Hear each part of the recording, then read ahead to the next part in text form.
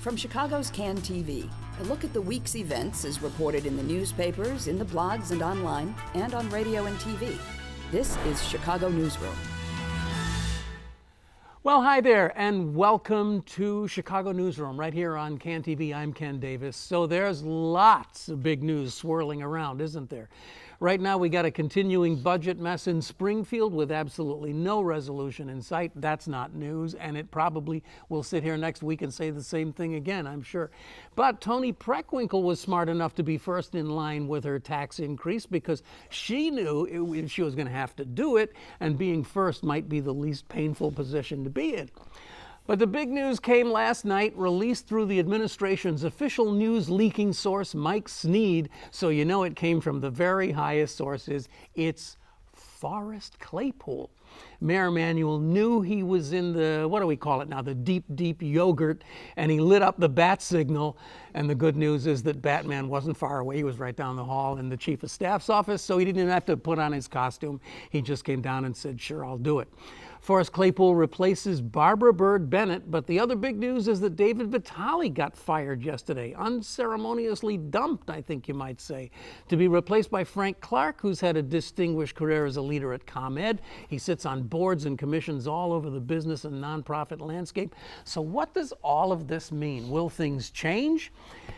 Will they not change? Well, I honestly think there's nobody around who can put this into perspective more effectively than George Schmidt. George writes for Substance News, and he's a consultant, I still think, to the CTU. Is that not correct? Well, informal. I'm not paid right now. No, not paid. Well, welcome to the gig economy, as they say. So, and of course, a former teacher, a retired teacher, and somebody who has, I can testify, has been covering this and up to his elbows in it for decades. And I've always admired your work and your tenaciousness and sticking with this story. So today, I mean, who knew Forrest Claypool was going to get appointed last night? That was way before we booked you for the show, after. So anyway, welcome to the show. I knew. So, We knew. You knew it was going to be Forrest Claypool? Yeah. How'd you know? Because he called you up and said, George, no, I need your help. One of the things you know is that you need to have good off-the-record sources. Yes. And you got to honor off-the-record. Yes. So about a week ago, we started hearing from principals. They said, did you know? And I said, okay. And the Clark part wasn't a part of it, but the Forrest Claypool part was right up there in lights from the beginning, literally 5 or 6 days ago. Yeah. So when Sneed hit it today, it was just like I opened the Sun-Times. I said, right on, let's go with this. Yeah. Well, but I mean, yes, it has been rumored. He's been on the list, but there's people inside the system who tend to find these things out, and if over time, if you're honest with your sources and you never burn a source, and I can say I've never burned a source in 40 years, and that's not easy to do. It's not. Then you will know these things until they become fact for everybody until else. They become fact. Yeah. So I mean, maybe we should just start there, and I should say that I am compromised in this conversation. I know Forrest Claypool very well. I was his press secretary for a little while when he ran for county board commissioner, or for president of the county board, and worked with him when he was chief of staff, and I worked in the mayor's office. So I've known him for years and years and years. And I will say that I have a largely favorable opinion of him because he's a guy who really can sort of make decisions and bring people to the table. That's my assessment of him. What do you think it's going to be like with Forrest Claypool running the Board of Ed? Well, I don't want to use a bad metaphor, but he's not going to get a honeymoon, and he knows it. But he's probably one of the few people in this town who can say, I don't need the honeymoon. But the first thing he can do when he's president of the board is to stop the idiocy of the boards capping the number of people who can speak at board meetings. I mean, it's a simple democratic thing, but for the past year and a half, David Vitale has limited the number of people who can sign up to speak at a board meeting to 60, even though never more than 20 to 30 people actually spoken because of the way it worked. And that meant that slowly they were almost waterboarding the public to keep people from speaking. That would be a real example of the kind of opening he needs to do as board president. And this, the only precedent I can think of for this is when Ken Smith took over the board in 1979 or 80. Yeah. I mean, there were times when they had 40 police officers ready to charge us during a board meeting. Things got so rough. I don't know if you were watching. I was it there, those yeah. And Ken Smith came in, and the first thing he said is, I don't want any police officers in this chamber. If we can't run so that's what I think a standard for Forrest Claypool at a board meeting. And then, of course, the second thing is going to be he's overseen some pretty long and heavy CTA meetings with lots of public. So maybe he will do. I don't know. He knows how to do it. There's no reason to cap things at 60 speakers and then limit it to 2 hours, because if people have issues, the board should want to hear. And instead, they've been literally gagging, or whatever other metaphor you want, for the past year and a half, because David Vitale doesn't want to hear it, doesn't want it public. So where do you stand on this thing? I mean, there's been a lot of people saying the replacement for BBB should be an education professional. And already today, there are people sniping and saying Forrest Claypool's never, had a minute of experience in education. Well, that's true, but there always has been the position since we got mayoral control in 1995 of chief education officer. Right. So as long as we're going to maintain the myth that we need a chief executive officer instead of a superintendent of schools, then the first thing they should do is bring in somebody who really does know education and is going to be given the power to actually do that with the full blessing of the chief executive officer. And the president of the board is going to be Clark. So I think it's doable in the present structure up to when we get an elected school board and go back to having a superintendent and end this massive 20-year-old fiction. It's kind of interesting that maybe there's an analogy with the CTA, because Forrest Claypool had no experience running a railroad either, but he did bring in, or he had people who he really trusted, and they apparently did, my view of it is they did some pretty good work under him, running the railroad and running the bus system, because he let them run it. And he's got 600 real public schools and another 100 charter schools and campuses that he can't possibly know everything about all. Right. So he's got to listen to somebody, and if he's smart, and you say he is. Well, yes, I think he is. I'll say that. A measure that will be whether they advertise this nationally. Say we're going to hire a chief education officer and advertise it in the two main places where these things are advertised, Education Week and the New York Times Sunday, and then actually take people who are interested in the job, rather than saying we're going to go to our friends up in the suburbs at Soups Academy and Sinisi's and let them pick. We're calling Solomon right now. Yeah, we're calling Gary, because that's literally what's been going on, and it's ridiculous. Now all this stuff is coming out. It's been an insider deal for years. But it's got to be broken. And when Rahm came in, he just made it harsher in terms of the insider deals. Yeah, I want to talk about that too. But just this thing about the insider local versus non-local education chief. Does it matter to you if somebody's brought in from Nevada or Rhode Island as opposed to somebody who was a principal for 20 years? Yeah, it matters a lot, because you need somebody who doesn't need a GPS to get from Bogan to Bowen high schools. You really, in Chicago, for anybody to believe that you can, and Forrest Claypool knows Chicago. He knows Chicago from the parks. He knows Chicago from the CTA. You need somebody who actually knows this system and these places and these people. And but I'm talking about the chief education officer. I'm talking about the chief education officer. You can't bring in somebody from Colorado like they did last time, or Ohio and Michigan when Bird Bennett was brought in, and say, well, this person is going to do the job. That was not. It was an insult to everybody in Chicago, and it was also wrong in terms of any serious way of running the organization. It's like bringing in somebody from Harvard to run the invasion of Normandy. I mean, it just doesn't work. You have to have somebody who knows the business. So I'll put you down as being as optimistic as I've seen you in a while. You're mildly optimistic that this might work. Am I going too far here? Yeah. Well, no. Mildly is the right adverb, because we really.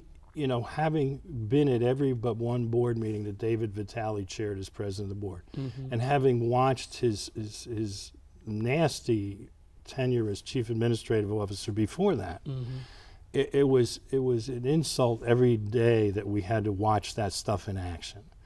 And like I said with the Kenneth Smith analogy to history, Forrest Claypool can come in and air out the room and suddenly let people know that he's serious about this. And also, I watched Mr. Clark chair those meetings on the school closings. Well, that's another thing. And he knows how to talk about the that. man knows how to take the heat. Yes. I mean, it wasn't always like we agreed with him, certainly, about what he was doing. And he came back with some recommendations that went against what they put him there to do, if I recall. But that was because he was at and they ignored him, of course. But he was at these tumultuous meetings. There was one meeting, there was 1,000 people I was covering, and I watched this. There was this, and the man sat there and listened. Mm-hmm. And that's an important skill if you're going to work in a democracy. And that's what we want. So it makes me it makes Rahm Emanuel even more of an enigma to me today, because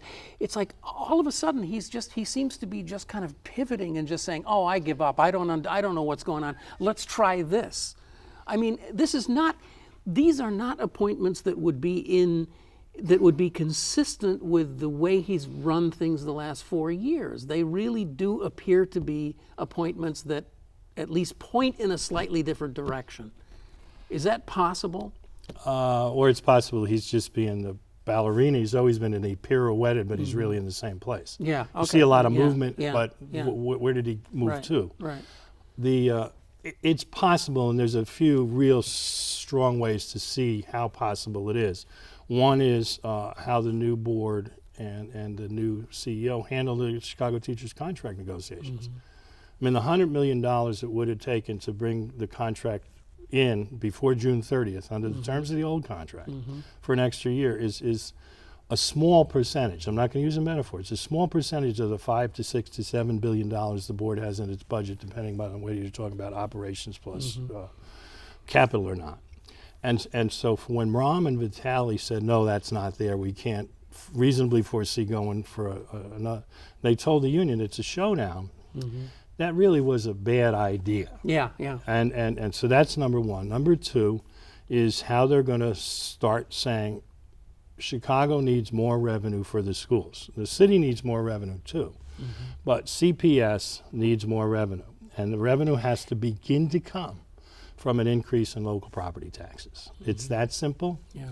Everything else can be there. And I'll continue to go every month and critique every expenditure, because every nickel they waste should be going someplace else. That's true. Every privatization deal they come up with. Every $20 million soups deal. Every $20 million soups deal. Or the Tribune yesterday on July 15th did a great job. They pointed out that the couple $1 million that was being wasted on the money they're going to lose on these variable rate bond deals could have paid for the elementary school sports coaches. Yeah.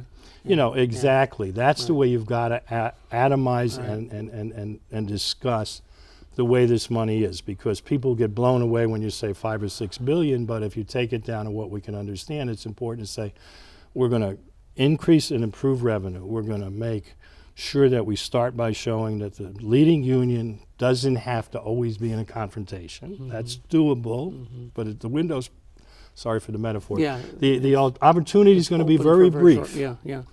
And then overcome this crazy so-called student-based budgeting, which is basically strangle the real schools and pour the money into the charters. Right. There's lots of other things that can be done, but this is the stuff that needs to be done now, and should be. So the you know what? Let's talk about that. Let's talk about the student-based budgeting thing, because again, time is short and we have to just keep moving on. But on its face, student-based budgeting appears to be the most equitable and seriously fair thing you can possibly do. You say to a school, we're going to give you a certain amount of money for every kid you educate and not a penny more. And then as kids move around, the money moves with them. In reality, it has been one of the most corrosive and just outright destructive forces that has hit the system in that I can remember. I mean, it has done a lot of damage. Right. And the reason is that it's a fiction, it's a talking point. Student-based budgeting means we're not going to budget for the staff we need. We're not going to budget for the programs we want. We're going to budget based on the narrowest formula to restrict the ability of principals to select the staff, and have the programs they want. And it's a neat trick that it still gets used, but it's one of those many things where the talking point becomes the reality. Budgeting for schools should never be student-based. It should be program-based. It should be people-based, and it should be based partly on the input from the community when we have local school councils. I'm interrupt for just 1 second, because this gets me very agitated. I mean, if you have a school that has a specific emphasis, it's vocational education, it's career service, college prep, whatever it is. The old Prosser. Yes, oh yeah, I remember Prosser. These schools have specific needs for those programs to be funded, right? And so two schools that appear to be very much the same but have different kinds of programming would have different budgets. It's just that simple. Right, and that's what, when they did this sleight of hand, and they, in this case, was Rahm Emanuel's board, and David Vitale and Jesse Ruiz, the president, vice president of the board, they just ran with the talking point, with the branding, and it was ridiculous from the beginning. It was against everything we knew, and I want to take the example of Prosser, because I taught there, and I understand other people here know Prosser well. One of us graduated from Prosser. In the 20s, I think it was. Yeah. You have different needs for the auto shops, which were great, and the print shop, which is great, even after it got upgraded from letterpress. And you have to be able to budget for the future. You have to say, we're going to go from draftsmanship with the old books. I taught drafting there, by the way. Did you really? Wow. Yeah, I did. And into computer drafting, into CAD. And that's going to require a certain amount of capital investment, if you want to call it that. It's going to require training of old teachers or veteran teachers or hiring of new ones. It requires some human. And it requires some human understanding of where we want to go if we're going to keep an award-winning drafting program moving into the 21st century. Instead, they put a straitjacket and a noose around everybody. Wow, that's never happened in the 5 years of doing the show. It's Barbara Bird Bennett. She keeps calling me wanting to be on the show, but I just keep saying I no. hope that she says, I want to know what she has said. But I'll end that with that one example. But you could use it for any of the examples of what kids in Chicago actually needs in Chicago communities. And the ruthless privatization of vocational education, as an example, has just been a disaster for the kids who don't want to read all 4 of the major Shakespeare plays when they're 16. They're happier doing the garage or repairing fenders or learning how to use the lathe. I know all about that. Yeah. There it is. But this is where we're at now, and I'm wondering if you think there's any possibility that we'll back away from this student-based budgeting thing. Well, if the new CEO and the new Board of Ed presidents sit down with an actual representative group of principals, including the ones who have been the most outspoken courageously, finally, against the juggernaut, they will hear that student-based budgeting has to end, that this nitpicking, numerical control of everything is ridiculous, and it's not data-driven management except in a silly kind of weird way that nobody should be thinking like. That's what they'll hear, and then they can go back and say, oh wow, you're right. If we're going to have for example, in a general for the college people who want, we're going to have an advanced placement class in calculus at a high school. We may only have 12 kids in the whole school who get past algebra, trig, and pre-calc who should be taking the class. So the principal shouldn't be strangled by saying, well, you have to have 30 in the room. Right. You don't have enough kids. You don't have enough kids, therefore you can't offer the class. Or what they do is they'll add 16 kids from senior math, and the teacher goes nuts trying to teach both. Right. These are just but the examples are all over, from the elementary sports and art programs all the way up to the Not top. to mention the one of the really sinister parts of it, which is that it victimizes older, more senior, and more knowledgeable, I would say, teachers, because they're more expensive. So a principal has to make a decision. It's like, well, I could get 2 AUSL teachers in here who are 28 years old for this guy, this award-winning drafting teacher, and those are the decisions that principals are being put in the position of having to make, and it's awful. Now, teachers, by the way, too, before you go to that, the teachers will be forced to make it too, because between 5 and 10 years in Chicago, you can jump to the suburbs. people I've known got hired by Nutria because they did such a good job teaching, say, math here. Interesting, yeah. After about 10 years, you can't make that move. But if you move to the suburbs, two things happen. Your pay increases immediately, and your working conditions suddenly go from unpleasant, to say the least, to what would be called heaven in a divine comedy version. And you're not being demonized every day as being the reason exactly. that we're all going bankrupt. And when you retire, you're probably going to collect a pension that's 20 to 50% higher than if you'd stayed in Chicago. Not a bad deal. So there you go. There's your escape. Solution. But you don't want that to happen to our people. We have gotten all the way into 20 minutes in the show without mentioning charter schools, and I can't believe that happened. But sometimes, among others, but sometimes did this particular graphic yesterday, which shows the winners and the losers in student-based budgeting, and it is astounding. I mean, there are, I forget the numbers, but millions and millions of dollars are being lost by the so-called traditional schools, and many, many more millions are going into the charters. And when I talked to you yesterday, I just pulled just randomly out of here, Lane High School, Lane Tech, one of the most prestigious schools in the history of Chicago, is going to lose $937,000 because, I don't know, their enrollment dropped, I guess. But and I'm not picking on Uno Soccer High School, but Uno Soccer High School is getting more money than Lane is losing. So in other words, they're taking money, they're not exactly taking money from Lane and giving it to the soccer academy, but that's essentially what's happening here. And it's happening all over the city.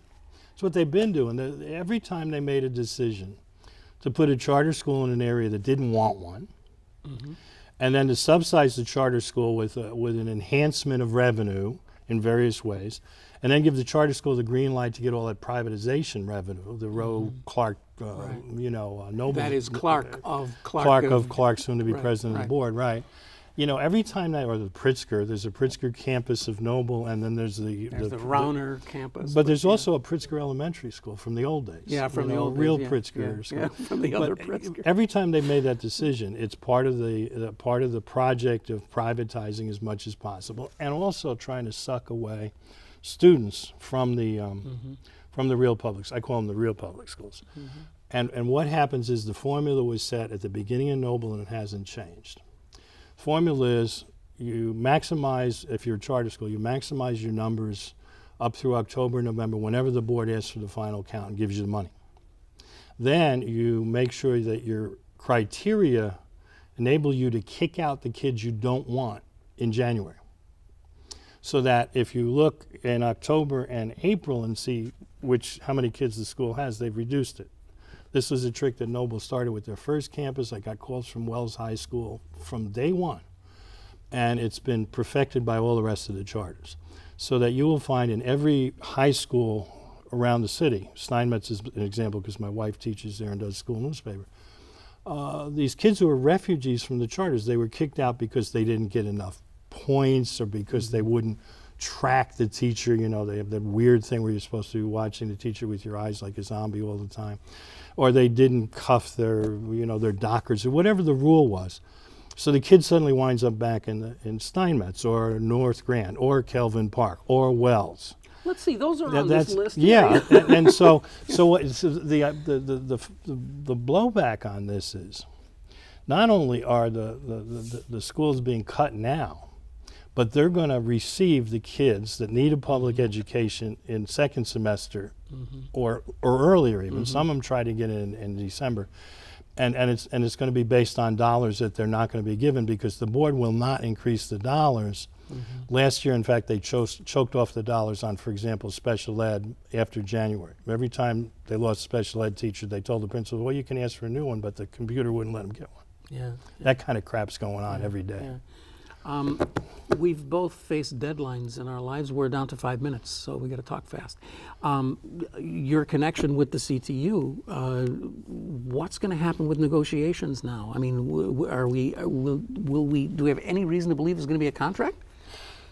Sure. The interesting thing is we have seasoned professionals negotiating on both sides of the table, plus on the CTU side we have this unprecedented big bargaining team. You know, we have the officers and the union lawyers at the table with James Franzik, the board's negotiator.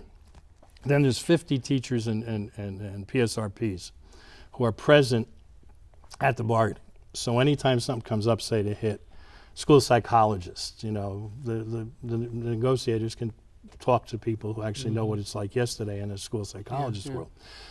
Those two teams could make a deal if they were given the green light to do so. I mean, I don't always agree with Jim Franzik, but he knows his job, and he has for the 25 plus years he's been negotiating for the board.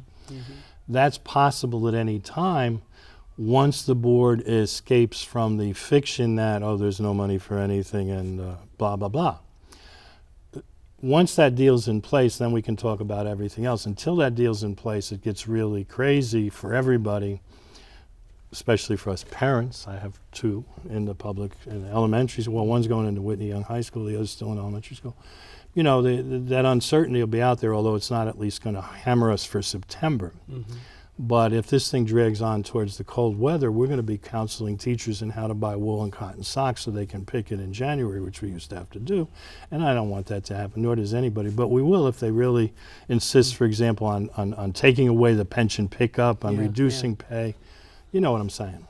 I really wish we could get into the pension pickup, but with a minute and a half left, it's going to be hard to explain it. But somewhere along the line, the Board of Ed decided to, instead of giving teachers a raise, because it probably wasn't palatable to do that, they said, okay, we'll pick up points on the part of the pension you're supposed to pay, right? Right. And it's now 7%. Right, it's 7, right. So teachers are only actually paying out of their pocket 2 percentage points. Right, but that's because that was instead of a raise in the early 1980s, in the early years of the School Finance Authority, when the board was being forced to cut 8,000 of 48,000 employees it had. That was what the School Finance Authority did after 1979-80.